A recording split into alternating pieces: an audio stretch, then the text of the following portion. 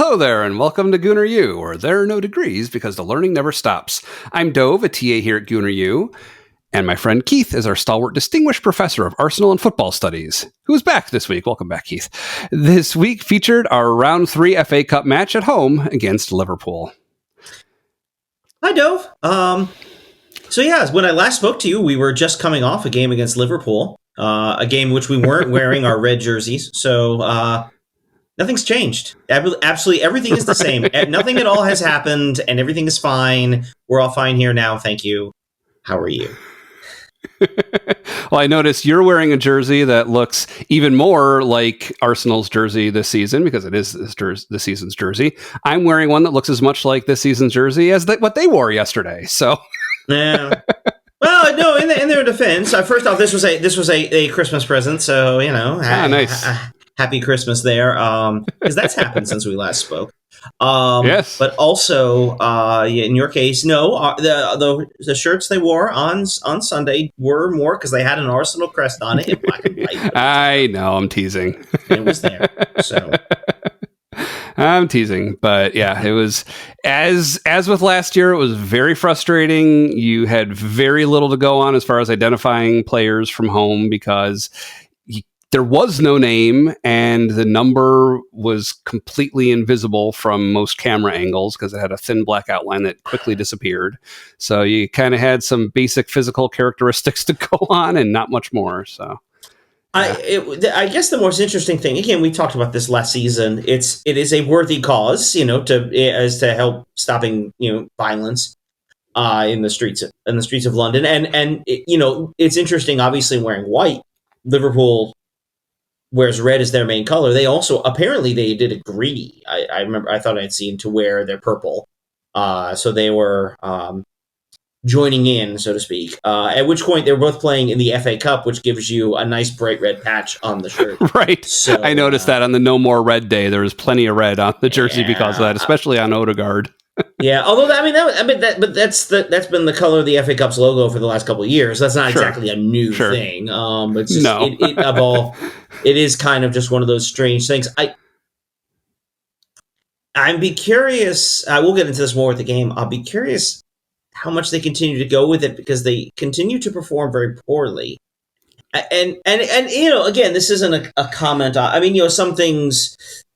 Obviously the idea is some things are more important than sports. Okay, fine, I guess. But also, like, athletes in particular can be very superstitious, and you kind of wonder, does that come at a moment, or is that sort of thing that gets in their heads a little bit? Wearing the I'd be curious because it's. I feel like it's been a couple of years now, and we just haven't looked good wearing them, and not look good, but haven't played good form. Yeah, yeah. And again. Players are weirdly superstitious, It's this whole conversation about the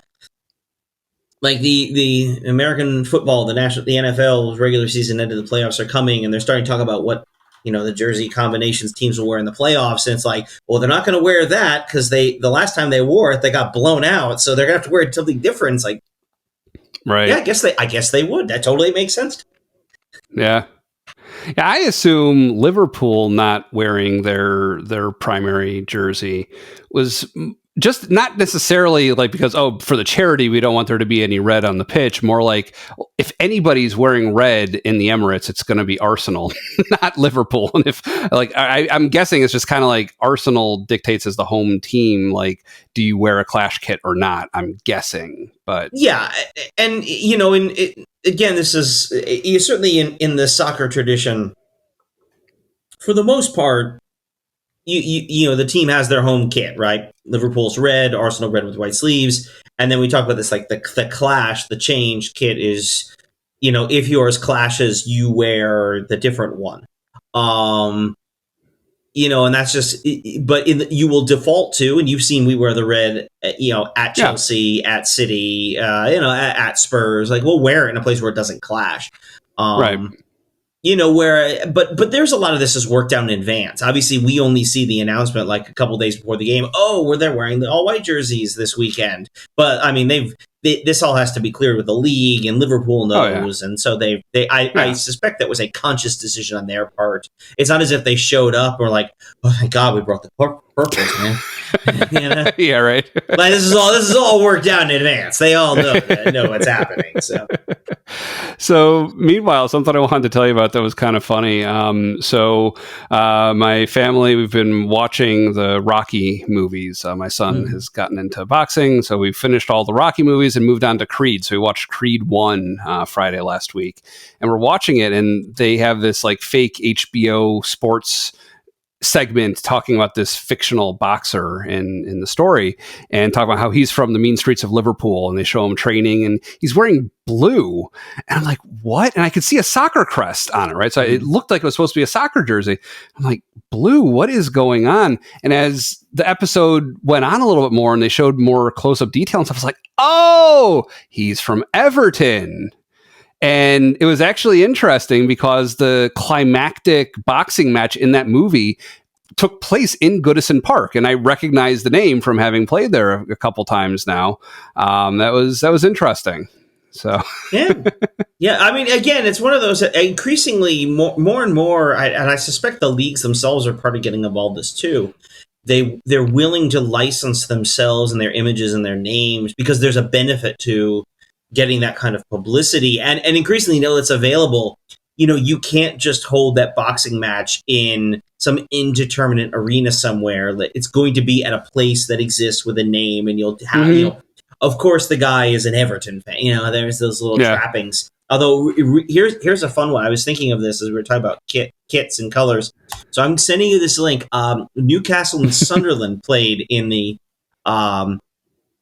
in the FA Cup this weekend as well, and both wore their regular kits. Newcastle is black and white stripes, as we know. Sunderland is red and white stripes. And take a look at the picture there. So it's right here in the there. Yeah, it's interesting choice.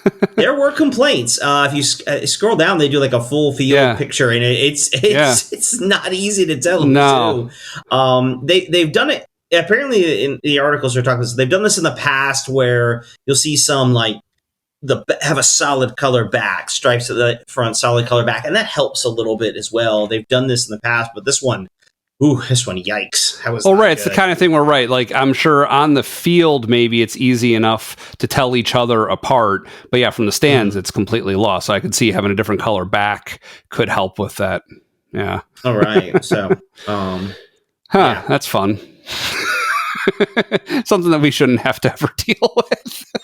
Again, you would think, and yet. You never know with the away kits and the third kits, you never know. So those are their regular kits. Oh, sure. No, I'm saying for Arsenal. Oh, yes, for Arsenal. I have heard. I feel like I've heard of. I can't think of any off the top of my head, but I feel like I have heard of instances where you will actually see, because the visiting team's kit options are limited, that you will see a home side. Typically, I would imagine it would be a big Premier League team that would typically have 3 kits, as opposed to a smaller one that would have only 2. You may randomly hear of an instance where the big club at home will wear one of their changes because the visitors don't have enough clash in color combinations. So, right.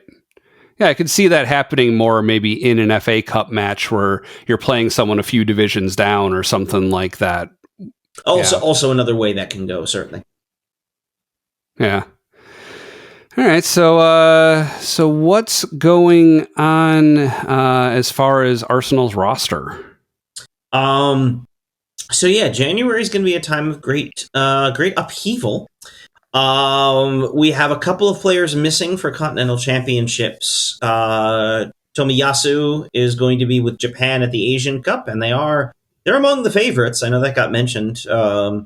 That'll be a tough loss. Mohamed El Neni is also missing for us. He's with Egypt at what is the African Cup of Nations, which is a pretty cool title for a tournament. He's at AFCON. Who is a player who is not at AFCON is Thomas Partey, was not called up to Ghana, which suggests that the injury he has that we've been saying, maybe he's coming back soon. Probably not. That's not a good sign. And then just we've had some other knocks. Jesus was injured. You saw he wasn't even on the bench this weekend. Zinchenko apparently has a knock, and that's so we're running a little thin overall, and a lot of clubs are going to go through this. I mean, Liverpool was missing, arguably their best player, Mo Salah, who's also with Egypt at AFCON. Okay. That there's going to be some. You're going to be thin in certain places, and that's all sort of exacerbated, of course, by the transfer window opening up, and now we're looking into January and making those kinds of decisions about what our roster looks like for the rest of the year. Yeah, I guess Party got moved to AFCON 5. Never trying to figure out what direction I want to go in that one. I don't.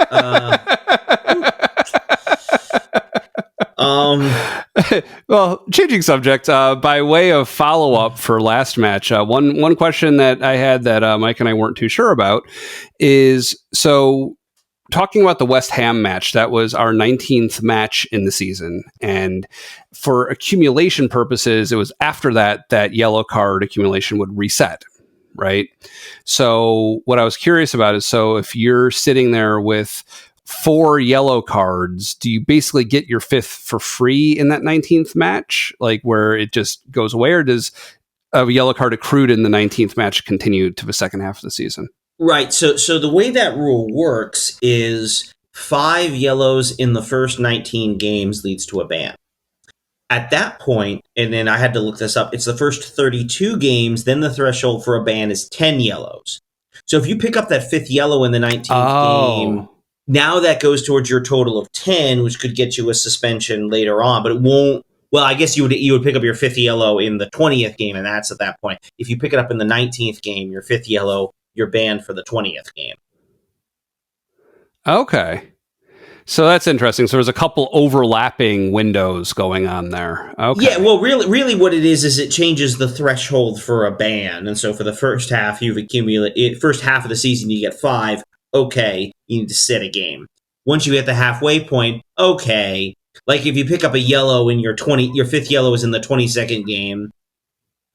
All right, you can, so you can stay on, but then it starts to accumulate. You pick up that 10th one in the first 32 games, and then you're there. And but yeah, I guess the allowance per game, like if you figure out the average, is actually lower as time goes on, because there's fewer matches that you can accumulate 10 over than you're able to accumulate 5 over. So it's kind of like the tolerance goes down a little bit, it seems like. Interesting. All right. What's going on stateside? This was a weird story. We didn't talk about this last time, even though we could have. This is just a strange story, which I don't quite know what to make of it. So, late December, on a Friday, apparently, because, that's when you always announce unpopular news, on Friday afternoon, the MLS announced that it would not be fully participating in the U.S. Open Cup. The U.S. Open Cup is the American equivalent to the FA Cup, which we'll be talking more about for a little while longer. And MLS, it's the oldest soccer competition in America. It is apparently the second oldest national cup in the world after the FA Cup, or maybe second longest continually held, something like that. It's been around a long time, has a long history in this country. And MLS basically said, I don't know if they officially said, but we're completely pulling out, or they just said we're going to use our reserve teams, the sort of youth academy sides, MLS Next Pro. And MLS and U.S. soccer have always had an interesting relationship. It has typically been very close and very integrated in a lot of ways, which kind of makes sense in a lot of respects. But basically, it would be kind of a surprise that MLS would do something that U.S. soccer was both not in favor of and completely unprepared for. Apparently, that was both the cases here. U.S. soccer obviously didn't like that, but also was a bit surprised and unhappy when that decision came out. Apparently, and what is a shock to a lot of people, has told MLS, no, you do have to compete in the U.S. Open Cup. there are all sorts of rules about a number of American-born players have to play, and so theoretically there are rules about first-team players on the roster and how many have to be involved in the game for it to count as a first team. But it's interesting because basically one of the things U.S. Soccer is saying is part of the deal with being the Division One league in this country, the top division, is you have to participate to be sanctioned that way. You have to participate in all U.S. soccer competitions, including the U.S. Open Cup. Sure. So it'll be very curious to see where that goes. Now, the U.S. Open Cup, it is not covered by Apple TV. It's not covered in that contract. The U.S. Soccer has a separate contract for that. I think we talked about, so most of the games are on YouTube. They end up getting played in the midweeks. Even MLS teams will play reserve sides. They'll play in, some of them will play in, secondary stadiums, or, local college stadiums, or, as opposed to their actual stadiums. It's just such a weird thing because there are a lot of people who are upset about this. And, MLS is going to put a lot more focus on the Leagues Cup and is going to be more interested in how that plays out. And, of course, through Apple, that's the stuff that makes them a lot of money, is things like the Leagues Cup, but also, of course, the regular season competition, where they get nothing from the U.S. Open Cup. That these games draw a couple thousand people. The ratings aren't really very good. I think there's a lot of authors to this difficult, unusual, or unfortunate situation, and hopefully they can find. So I would hope they come back. I think it's good the MLS is involved in the U.S. Open Cup. I think that matters. Right. But it's just kind of a weird, awkward situation. But it probably leads us to the case where MLS will be finalizing its schedule right as the season starts, which, of course, that seems to be what they do. So, okay.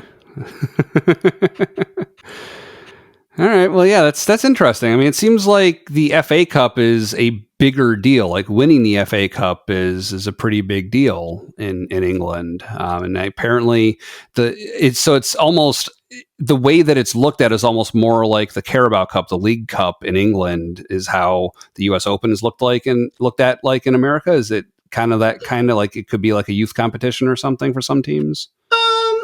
That's a little. There's yes and no. I mean, England's weird because they have the two cup competitions, which is not something you see in a lot of other countries. It's always kind of curious how much stock clubs put into the FA Cup. I mean, Arsenal cares a little bit more than most because it's a trophy that is important to the club, and you have Arteta, who of course wants to win everything all the time. Right. But then again, you saw. I mean, we played. You saw our lineup. We played Aaron Ramsdale. In net, we did some of the things that you would expect for a competition that's maybe not quite as high a priority. Some of it depends on matchup. If we had drawn, City played Huddersfield. If we had drawn Huddersfield, but we drew Liverpool. Alternately, we had a week off since the last game. We have the next weekend off entirely, a bye. We have 2 weeks before our next game. So at that point, why not go nuts on your roster? Why not go with a strong lineup? That one is there's a lot more context dependent on what it is you're going to do for something like the FA Cup. Yeah. That's very interesting. I guess we'll see how it shakes out and who ends up playing. Yeah. All right, well, I can't push it off any longer. I think it's time to talk about round 3 of the FA Cup. Did not go so well for us. This was played yesterday, Sunday, January 7th, 2024. We lost against Liverpool 0-2 at home. It followed the exact same mold to my eyes as the couple of games that have come before, where we utterly dominated the first half, tons and tons of possession, tons of chances, none of which we were able to convert. This is a troubling pattern that's emerging. Yeah, and there's a couple ways to look at it. The comparison, I think, is the West Ham game. Fulham, we were garbage in Fulham at the Fulham game. I don't. Yeah.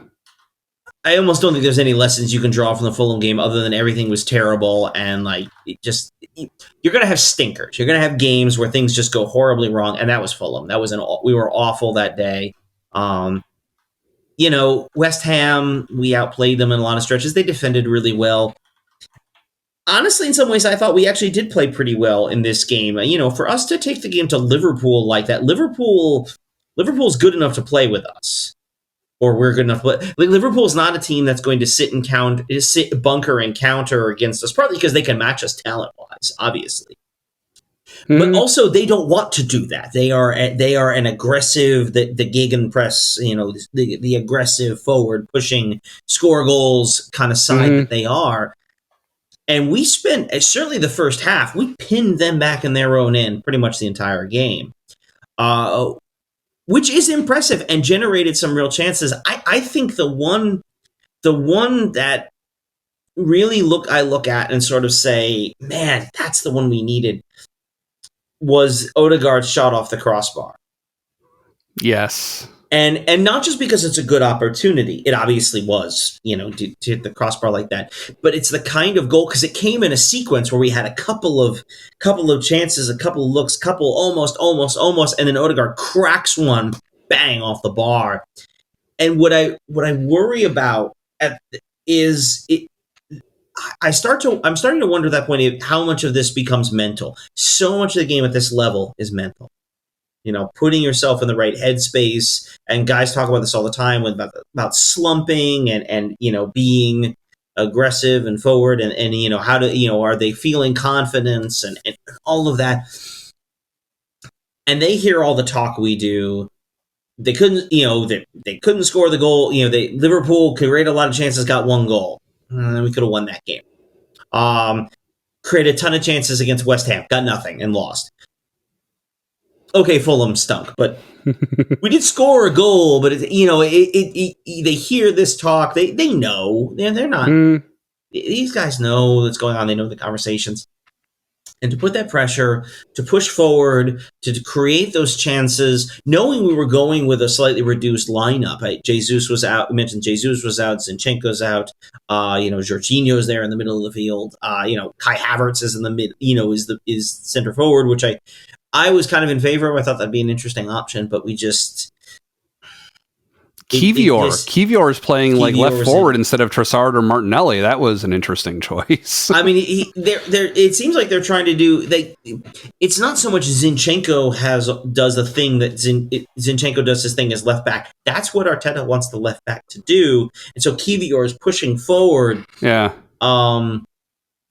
I mean, he's fine, but he's also not Zinchenko, Yeah. But that's just where I think so much of that mental angle starts to come in. We're struggling to score goals. We need a goal. We're working so hard. We got it. Oh, crossbar. And just that like, oh. It's such a resounding miss when it bounces off the crossbar like that. It's like, it feels devastating. It was just, I mean, they generated a couple chances here or there. Ben White had a really nice shot, Alisson had to make a good save on, but at some point it starts to creep in your head. Like, we have to, it feels like it's so hard to score. And it's that last bit, something's missing there, and some of it I think is confidence. Some of it's mental fatigue. Just not they're physically tired, though I'm sure they are a little bit, but just we're in this case because of injuries. We're kind of running into a lot of the same things we ran into late last season.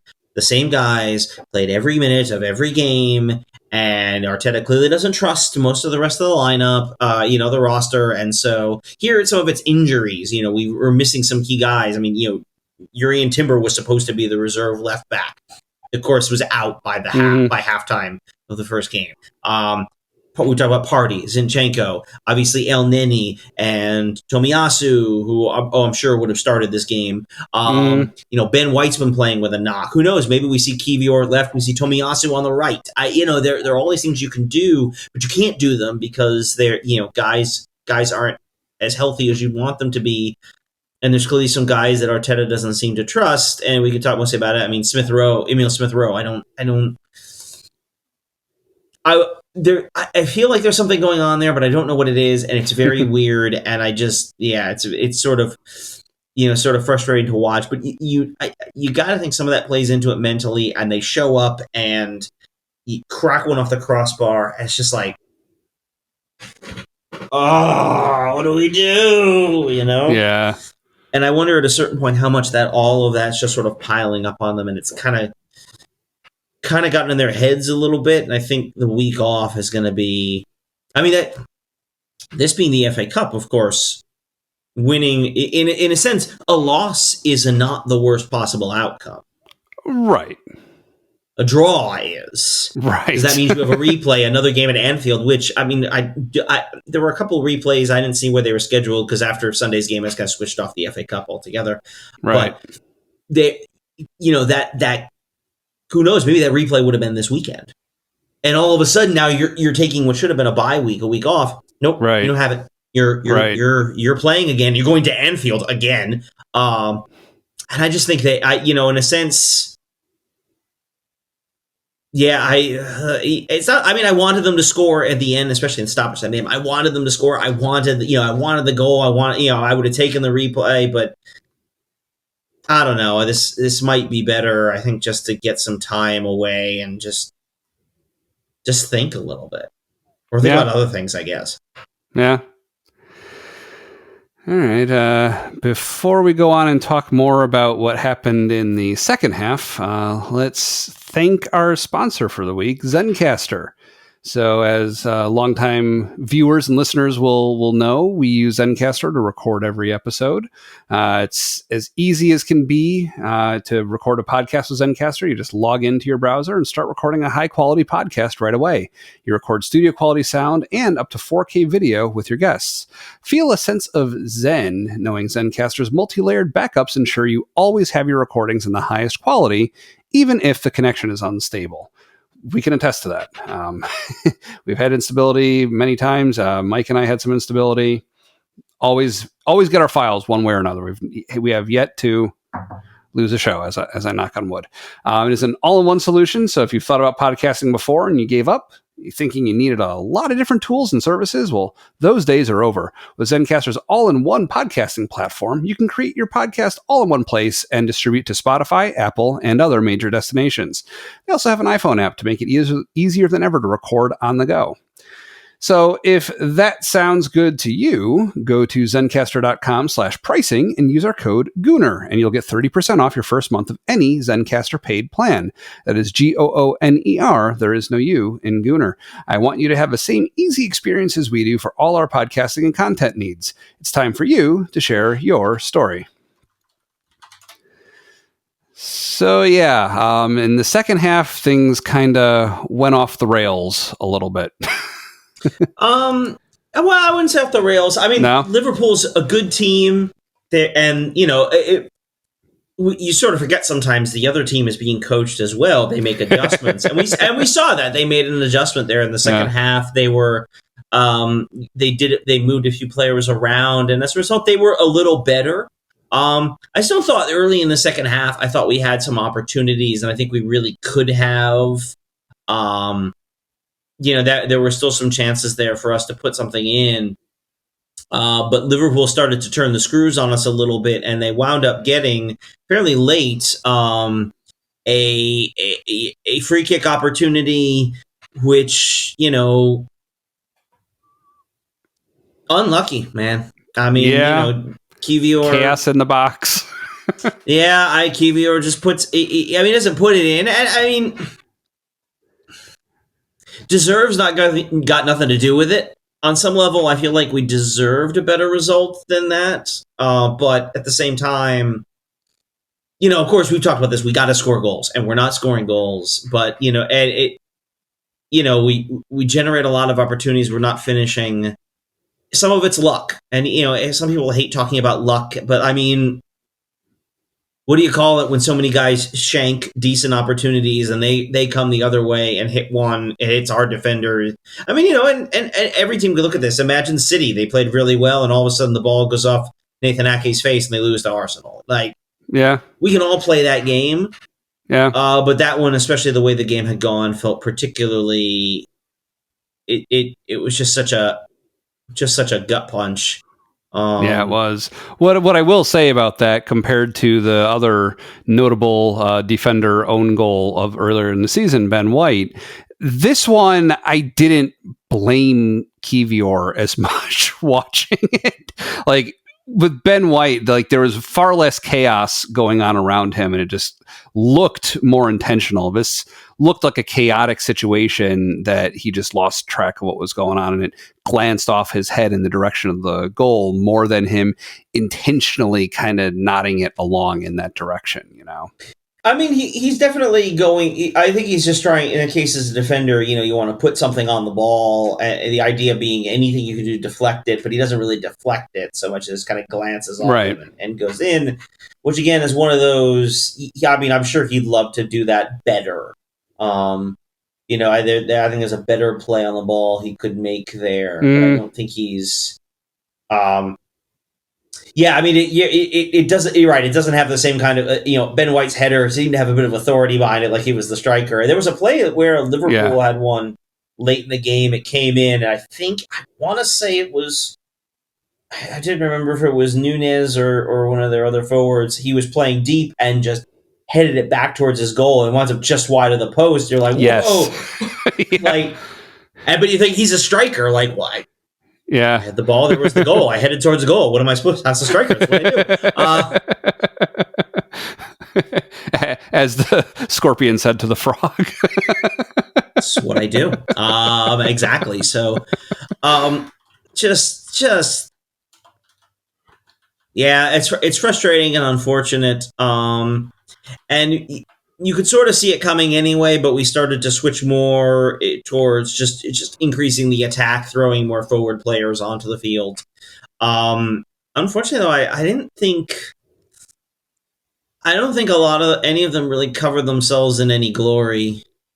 I don't think a lot of the team really covered themselves in glory today, or on Sunday yesterday. I don't know, it was yesterday. It feels like a long time ago. Yeah, I've put it into that deep past in my memory also. Yeah, but again, you wonder how much of it is just a bad run of form, and it's a bunch of guys having bad runs of form. How much of it is confidence? How much of it is, last year we scored a lot of goals. We also had a lot of guys sort of outperforming some of their metrics. We talked a little bit about expected goals, XG, and there's a lot of problems with how it works as a metric. But it does give you at least a measurement to think about the kinds of chances you're creating, how many chances you're creating. And we had several guys who were outperforming their XG last season, and a lot of them are underperforming it this year. They're coming in and they're not putting in they're below what you would expect, and it just seems to be happening across the board.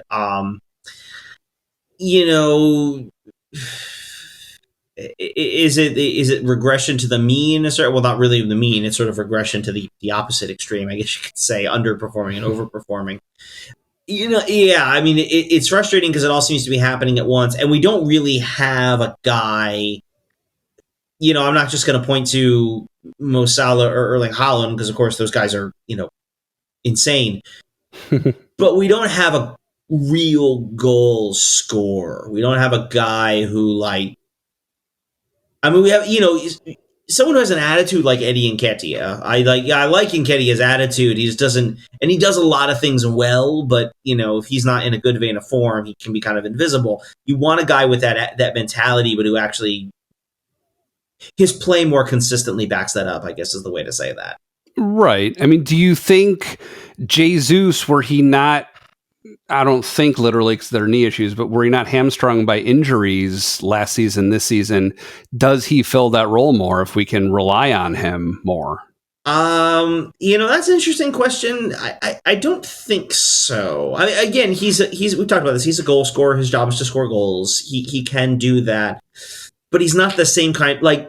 he's much more of a a guy who can do a lot of different things. I mentioned this I guess a couple month or two now ago was that sort of interview where he gives that quote where like, to me scoring goals is the most important thing, or it's not my greatest skill.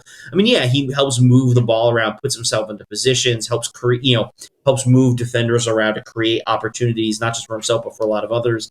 He goes through a lot of stretches where he misses the net a lot. And we had talk about that long stretch he had last year where he couldn't score. Yeah. You just look at the roster and, again, players of real talent, Havertz, Martinelli, Saka, Odegaard. These are guys who can score, and they can score, but that's not what they do. Mm-hmm. They do their real skill set is involving a lot of other different things that can create opportunities, but it feels like they're missing a certain kind of finisher. Yeah. But again, how much of that is, they don't need to be a lot better. They just need to bury one or two of these chances. I mean, okay, they scored the goal against Fulham and gave it the game, but they bury that crossbar, that shot off the crossbar. Odegaard buries that one. I think they beat Liverpool. Mm-hmm. I mean, Liverpool will make an adjustment and is better in the second half, but we talk about the mental side. As you put that pressure on yourself, as you keep going forward, we can't score. It reflects back the other way defensively. We can't make a mistake. We can't make a mistake. We can't do it. Mm-hmm. It's off Kivier's head, and you're just, what do you do? Yep. So I think there's, maybe you wonder what's the goal that kind of kickstarts them. Is there a goal that can kickstart them? I don't know. Yeah. Yeah. One thing I would say, one thing I want to add, obviously, was we're coming into January. We're in January now. The transfer window's open. I would not expect a lot. Strikers are really expensive, and we don't have a lot of money. That's what I was going to ask about. Yeah. Well, which part? The money or the? Well, no, not. Well, yeah. As in due course, that would have come up. But yeah, no. Like, if that's someplace we're deficient, do we try to acquire that either in January or at the end of a season? Do we offload a couple players to try and free up some budget? Like, is that something that you feel Arteta should be prioritizing? I'm gonna be a little circumspect on this. I don't want to be prescriptive, I should say, because Arteta has his plan for players, and there are going to be guys. They're going to bring some people in, but it wouldn't surprise me if they end up being sort of in the like Albert Sambi Lokonga kind of range, or even a Kivior, where they won't really give you a lot right now. They're going to be younger guys who are going to take some time to kind of bed in and really get brought up to speed before they can fill a role. There's a couple layers here. One is the money. We've talked a little bit about financial fair play, which the closest thing you get to financial restrictions. We've spent a lot of money and haven't really made a lot. I think the sense I get is we were budgeting ourselves to make more money in the summer through player sales, and the ones we sold didn't quite return the revenue we were expecting. So we may have to move a guy. And frankly, you might see Arsenal really, if anything, save money and try to trigger the full purchase of David Raya, which would because right now he's on loan. It's like $3 million, but if we pay the other $27 million, then we just get him, which is a lot, and sort of doesn't leave you room for a lot of other things to add. The other part of that is, in a sense, we could talk about the forward line, but honestly, we've got enough people in the forward line. Our midfield is a little thin with Partey being out. You kind of wonder about the midfield. Our defense is a little thin with, we don't. I mean, Kivior is our center back cover, but now he's also our left back cover. Tomiyasu's out. I mean, the benefit of all this is we're not going to, without really knowing exactly how Japan does in the Asian Cup, probably pretty well. We're going to be without Tomiyasu for a little while. I mean, yeah, we basically have 2 games left in January. We got 2 weeks against Palace, and then like the last day of the month we play Forest. That gives us a lot of space to not worry about games and not worry about having bodies. But you can see all over the field. I mean, frankly, the most valuable player we could sell in terms of making money might be Aaron Ramsdale. But we're not. I don't know that you can sell your backup keeper. Especially No, right. given the quality he has relative. I think if they want to address backup keeper, that's a summer. I think you sell Ramsdale in the summer. Because I don't think he wants to stay. This summer, this summer's the European Championships. Ramsdale's probably not going to be starting for England. He's not going to have enough game time. But now you start the World Cup cycle for the Europeans. Ramsdale's going to want playing time because he's going to feel like he has a shot at the England number one, which I think he does. I think he certainly deserves that consideration. Yeah, I would not get our hopes up as far as making any big additions. And honestly, the forward line just doesn't make sense. Strikers are really expensive. Mm-hmm. I would expect a depth piece somewhere else. I don't know who that would be or what that would be. I mean, you're going to see Arsenal linked to all kinds of names, which that's just how the game is played. Who knows? But it's going to be kind of interesting to think about and look at. But I don't think of all the problems the roster has right now, the goal scoring one to me is not one that's going to be solved in the transfer market. I think that's got to be. And Arteta made some comments about believing in the players he has. And, you read between the lines a little bit, you could easily read that as, we're not getting anybody else. It better be these guys. And he believes in them. And I mean, again, we talk about they're physically tired, they're mentally tired. Saka has had a rough run of form. Odegaard has, had some moments. The Kai Havertz seems to run kind of hot and cold. Martinelli has not had a very strong season, but these are young guys. Development's not linear. They're going to be inconsistent. If they can develop a little bit more consistency, if they can start doing that more going forward, maybe hopefully you start to see, you get a few of those goals go in, and all of a sudden we're talking about, what was it, the Burnley game where it was 5-0. I mean, that's not, I don't think we're far away from that. But when you go through this 3-game stretch and you get outscored 6-1, even though you essentially dominated 2 out of those 3 games, or at least, 1.5 of those games, that frustration starts to build. Yeah. All right. Well, it's the time of the show where we usually would pick our player of the week. I'm kind of hard pressed to think of someone from this Liverpool match. Do you have any thoughts? I feel like we could go to one of the old standbys. I thought Saliba had a solid game. Even his yellow card was nope. That was a good foul to take. He made a really nice sliding tackle on somebody. I thought overall he was fine. He was good. Yeah, actually, that one sliding tackle, I was surprised that wasn't called a penalty. That I think it was in the box, and that easily could have been. Most of the times defender goes to the ground in a box. You're like, yeah. But when Saliba does it, it's like, he's got this. It's fine. Yeah. And he had it. It was fine. I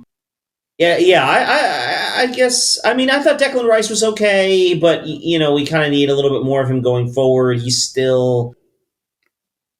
I don't think we.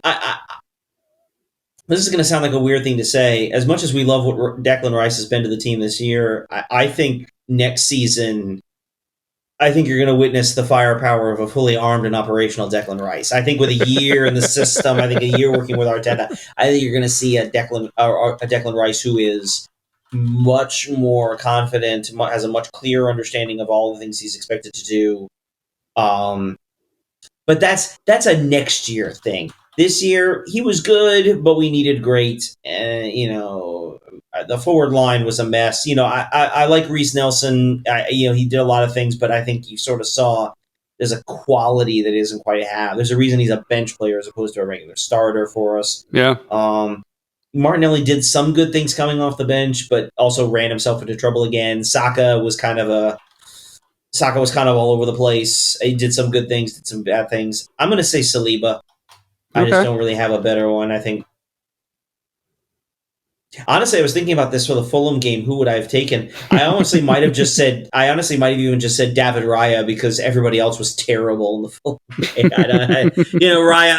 I didn't remember those games. I have to say, of the goals I've seen given up in the last week, maybe the West Ham one that bounced around a little bit. Otherwise, I don't feel like I'm watching the goals and saying, "Oh, he should have had that." No, Like I felt like in all of these, he was kind of caught. Ramsdale was kind of caught out on the 2 goal, or was caught out on the 1 goal. Obviously, it's an own goal, and then the last one. I mean, what are you going to do? That was rough. That was a tough shot to block. Yeah. So yeah. I'm going to say Saliba. Okay. I'm leaning more towards Saka. I remember just noticing time and again the chances he created, even though they didn't get converted, he created so many in a scoreless match. Created so many in the first half, either contributing to him or himself taking the shot. He had the biggest impact in trying to elevate the game, I felt, aside, or, Odegaard for the shot that almost was. But I feel like Saka overall, I noticed having a more direct impact on the match. So yeah, that's how I feel. So I'm feeling this week. So there's something that we wanted to talk about. We wanted to talk a little bit more about the ball that crossed the byline or didn't cross the byline, depending on your point of view from the West Ham match. This is something that we would maybe ordinarily reserve as a post-show discussion. This week, I think maybe we'll make it a dessert topic where we'll talk about it after the outro, and anyone who wants to stick around and listen can. We will not put it behind the paywall this time around. So that said, what's coming up for next week? So next week, apparently they're going to go somewhere nice and warm to go train. The Premier League has a bye week scheduled, so they'll take the week off. Because they don't do that. A lot of other leagues in Europe will take off the holiday period. The Premier League does not. They stick more games into that stretch. Right. But instead, they've decided to go with they instituted this. I think last year was the first year they did this. No, maybe it was the year before because last year was weird with the World Cup. They've instituted this bye week in January, which I think Arsenal will need. But because of the way January is spaced out, I said we only have 2 more games left in the month of January, which is weird. Right. But then we're going to get to February. We're back in it with the league. And also, that's when we hit February. We hit Champions League again. So, we'll see what they end up doing in the transfer market. But anyway, as far as what we have coming up this week, nothing. In 2 weeks, a little less than 2 weeks, we will be home to Crystal Palace. As we go into the second half of the Premier League campaign. Or continue, I guess, since we already started it. Yeah. All right. Thanks for joining us at Gooner U. We're on Apple Podcasts, Spotify, and some other places, and we appreciate you subscribing to our show and sharing it with friends. If you're watching on YouTube, and we recommend you do, please like and subscribe. To support the show even more, of course, you can become a Gooner U superfan for ad-free episodes, bootleg recordings, and bonus segments like the one you can stick around for a preview of in this episode, and entire bonus episodes. It's only $1 a month, and there's a link in the show notes to join. Thanks again to our sponsor, Zencastr. You can find them with our special link in the description. Again, you can follow our show on Twitter at GoonerU Show for updates and to ask questions. My name is Dove. You can find me on Twitter at Dove Frankel. With me, as always, is Keith, and you can find him in a pub watching Arsenal matches. Enjoy that sun, boys. Happy holidays, Gunners. So I guess that the goal that shouldn't have been potentially against West Ham, the goal kick that never was. Yeah. Well, so here's I'll get to it, but I'm gonna take a roundabout perspective on this, and I may have talked about this before, but if I haven't, I'm gonna do it now. I feel like the big problem we see in England with VAR is I don't think there's real buy-in from the officials about how it should be used. Like, there's a certain... And I've heard some comments of this. Current officials generally don't make a lot of comments. They keep quiet. But, like, Mike Dean, who recently retired, a longtime Premier League referee and a bane of many Arsenal fans' existence, he made some comments in an interview earlier in the season, and there was some, and I forget, I don't remember the exact wording, so I'm not going to try and quote him, but something about the way he described it sort of confirms something I've been thinking, which is that I don't think there's enough buy-in from the officials to understand what it is that replay tries to do. And I think we've talked about this a little bit. I think there's a philosophical question of when we have replay, what is the point of replay? Is it to fix the clear and obvious error, or is it to get every call exactly right? And the answer is we try to do a little both with that. Take offside, right? Mm-hmm. Offside is about getting the call exactly right. Right. In a way that's not possible on the field. Right. Right. But some of these others, they come with the idea of it being, a clear and obvious error, which is, I think, where we are with the West Ham goal and the ball being out or not out. And I think part of the issue is, it gets a lot to the burden of proof, right? The burden of proof, because the call on the field said the ball was in. The video evidence then indisputably needs to say that the ball was definitely out. Now, I know you believe it was out. Mike believes that. I'm pretty sure it was out, but you can't see the ball. And that's it. At the moment that it crosses, for the brief moment that it crossed, right.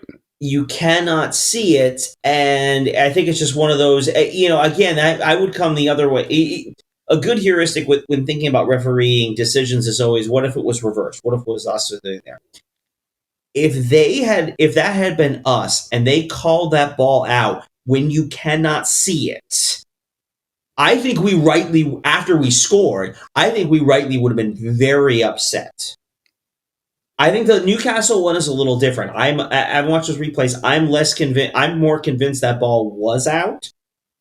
Apparently, Joe Willock, former Arsenal player, basically told some of the players he thought it was out too. Of course, he kept playing because that's what you're supposed to do. You played at the whistle. But the West Ham one, like, you can't actually see. You can see enough that you could maybe infer. Right, it's behind his legs. You could infer the ball being out, but you cannot actually see the ball there. And from the VAR's perspective, as I watched that, I thought they are not going to overturn this. Mm-hmm. I don't sit here and just say, like, well, I was right about that. I wish I had been wrong, of course. But like that I just looked at and said, because I think it comes down to there needs to be a much clearer understanding between the officials and themselves, but also the officials and the players and the fans. There needs to be just, I think, a better understanding of what it is VAR is trying to do, and where is it making judgment calls versus where is it making clear decisions. And I don't think that's very clear.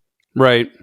I don't think it's very clear in terms of how VAR is communicating with the officials on the field as well. I think there's a disconnect there as well, as far as understanding. And this was some of Dean's comments, was about not wanting to overrule his friends or make them look bad. And some of them kind of like, admitting a mistake doesn't make you look bad, Right.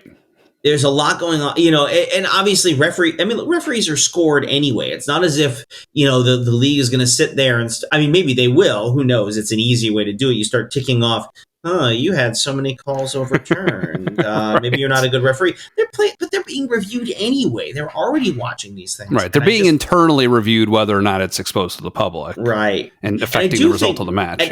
And this is, and now I'm gonna have to vamp for a little bit because I got to find this thing. The MLS is making a change. While you look that up, I have something else that's kind of an analogous situation. Okay. So I write software for a living, right? I make apps, right? And once a year, I do an hour of code talk where I talk to middle schoolers about what I do. And I pointed out to one of them, like, I was in the talk, I was talking about how, you could, as far as other roles in software, you could be a tester. It could be your job to find errors in a program, right? And that's something I mention I respect. I'm always thrilled when a tester gives me an error to my program. And the kids didn't know, they didn't understand that. And I explained, well, look, I don't want to, the error is either there or it's not, right? And if it's there, like that's something that's already done. And if I can find it and correct it, that's better than it being there and blowing up at some point in the future when someone else finds it through the course of it being used. It's the same kind of thing. Like you want the call to be right. That should be above any individual's ego, ideally. Right, but we are also dealing with judgment calls in a lot of these cases. They aren't, not all of these things. I mean, we're talking about being in or out of bounds. Obviously, that feels much more clear cut. But I mean, it gets into cards and fouls and things like that. So here's what I found. This is CBS's article about this. MLS. There's a bunch of rule changes coming in for the new year or for their new season. But one of them was, and I'm just going to quote from the article here. This is CBS Sports. As long as it's approved by the International Football Association Board, the IFAB. VAR decisions will be announced by the referee to fans both in the stadium and viewers on television. This will be the first time it has been trialed in a top-flight league. Interesting. Now, as an American sporting fan, you see this all the time. Right. I mean, football does this football does this all the time. The referee has a microphone. When there's a penalty, he will turn on the mic and announce to the crowd. You can hear him in the stadium. It's mic'd up. And then, of course, on TV, holding number 67 offense. He will make the call and do the gesture, but also talk. Hockey has started doing this. The referee, will skate out and, we got, number 5 white, 2 minutes boarding. They'll make the gesture and they'll talk. When they go to the replay, they'll come in and say, after review, the puck did not cross the line fully. We have no goal. They will briefly just walk you through it. It leads to some funny moments. I mean, the famous one was I think it was a college game where they threw a flag on somebody, and as the referee said, it was a personal foul. He was giving them the business down there. It was some guys. He threw a punch, and there was a big scrum for a ball. A couple guys threw some punches. As the referee said, he was giving them the business. So you get a few of those too. But I think this is a good idea. I think this sort of thing helps. And apparently, I've heard this comment. I was listening to something recently. They were talking about the in-stadium experience because, of course, we only watch on TV. But so the in-stadium experience when you have when VAR is going, they have no idea what's going on, right? And to even just get an announcement, there's a VAR check, or to come out later and say, okay, here's what we looked at. Yeah, just a brief. It's not you're not giving a lawyer's brief. It's just get up. Here's the call. That's going to go. That kind of transparency goes a long way to helping people understand how those decisions get made. Sure. And I think that. I imagine most. Yeah, I imagine most of the stadiums. No, go ahead. I imagine most of the stadiums have, at least in the Premier League, they almost certainly all have jumbotrons where they could even be showing the VAR footage live, like we see on TV, where they could do that. That they're going to be very careful with, and there are all sorts of things about it, and I forget how much there were actually rules and how much it was just custom. Generally speaking, they're very cautious about showing controversial calls on the video screens, partly because of the fan reaction. Although sometimes teams will do that deliberately. They will show replays that they know favors the home team. It'll help maybe the coach make the challenge, or give the referees another look to go, oh, we should really change that. There are all sorts of shenanigans teams play with that. I don't know that you want as much as you want transparency. I always feel like there is a certain limit to that. You can't have every deliberation essentially being made in public. I understand. I think it's okay for them to privately view the video, make their decision, and come out and say, this is our decision. Yeah. I don't think you want to hear the debate and the discussion. I think they deserve privacy for that. I wasn't thinking the verbally, but the way that at home we see the ball go back and forth toward the line, right? You see what they're looking at. So at least whatever decision they make, you have pretty much the information that they did to decide for yourself whether they did it right or not. But I wonder if there's some hesitancy on that. We've talked about sort of the treatment of referees and fan culture and things. I wonder if there's some hesitancy based on all of that. Because again, it's amazing how many people can watch replays and see different things watching the same video, right? It's Rashomon. Right. I mean, it's a constant sort of ethics or good perspectives problem, right? I mean, you show the same thing to different people and hear the different things they say about it. Even with Rashomon, like you're talking about, the different people are coming at it from different angles. Here, you could all just watch the same thing on the screen, and everybody's interpreting it differently, and that's it's fascinating things about the human brain. But yeah. The short answer is, as frustrated as I was by all of that, the fact is we should have scored some goals. Like at the end of the day, I can only get so mad about that. We needed to score goals, we didn't, and we should have won that game. Yeah, but as we said, deserves got nothing to do with it. Yeah, right. All right. So as we usually do, let's take a look at the show titles I've jotted down over the course of the episode. So I'm seeing Weirdly Superstitious, which I kind of get a Stevie Wonder vibe from. On Friday afternoon, you're going to have Stinkers. It feels devastating, as the Scorpion said to the Frog. Fully Armed and Operational Rice. I kind of like that one, especially given our Star Wars history. Burden of Proof. I wish I had been wrong. And All Sorts of Shenanigans. Some of those are very recent. I like some of the earlier ones. I think the first 4 of the first 5. I don't love You're Gonna Have Stinkers. I kind of like, but I'm feeling the Stevie Wonder, Weirdly Superstitious. I'm feeling it. I like Friday Afternoon, sure. It feels devastating. Scorpion Frog. Yeah, I kind of like those. Okay. I think it feels devastating. I mean, I think that really captures the tone of what happened. Well, it does lead to a certain ambiguity to it. It feels devastating, is it? I mean, yes, I would like to win the FA Cup. Yes, I want to win a trophy. That was a one we had a chance for. We are still alive in the Champions League. Yes, our form has been bad, but everybody has some wobbles. Of course, I mean, we could come back and perform well in the second. The league is hardly out of range. Oh yeah. It feels devastating. I don't think it is. I know everybody wants a trophy, but it just kind of focuses you for the back half of the season. It's like, okay, it's the league and the Champions League. So you could read feels with italics, right? It feels devastating.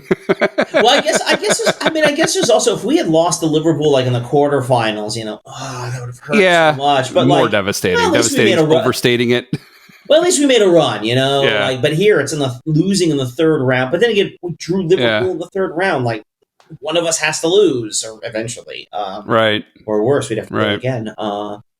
It's so weird to me. We're going to play them again, like in a month, and that's it. We're done. We're done. That's the last we're going to play Liverpool this year, because they're in the Europa League, and now we're out of the cups. They are still in they're in the semis of the Carabao Cup.